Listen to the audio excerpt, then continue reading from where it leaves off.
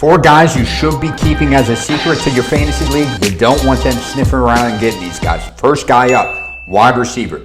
12th in the league last year in total receptions. 17th in receiving yards. He was wide receiver 20. In points per game, dude missed 2 games as well. Now, he has a significant upgrade at quarterback. A significant upgrade, I'd say, in offensive coordinator. Head coach. 92% of the routes, only 8 dudes were on the field running more routes last year than this man. So you're thinking, oh, he must be a steal, must be a 3rd, 4th round pick.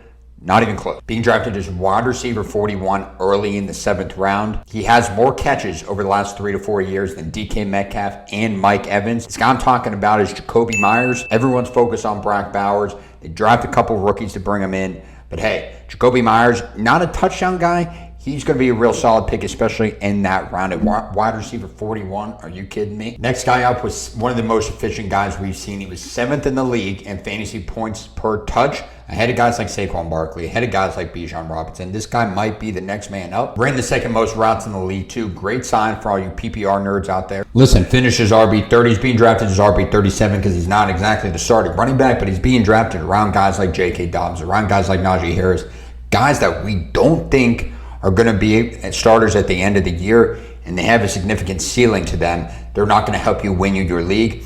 This guy just might, based on how efficient he was towards the end of the year. You know, if you had him, how efficient he was because the starter is always injured. Talking about Zach Charbonnet, running back for the Seahawks. This next guy's being drafted outside the top 24 running backs. Another guy who should be firmly inside the top 20. I don't understand this ADP at all. Kind of the opposite, albeit not the most efficient guy, but he can catch passes, and he's going around the 7th round in an offense that's completely transformed and is ascending. Had a career high in carries, yards, opportunities, and almost 1,400 yards last year from this running back. Again, this guy's outside the top 24 running backs, in which he never finished outside of. My man has always been inside the top 24 running backs. I'm talking about DeAndre Swift, reunited with Ben Johnson. Sure will help a little bit. They're firming up the offensive line there in Chicago. Arguably his best situation of all time. They've done nothing to help his situation or take carries away from him as far as the draft or signing anybody.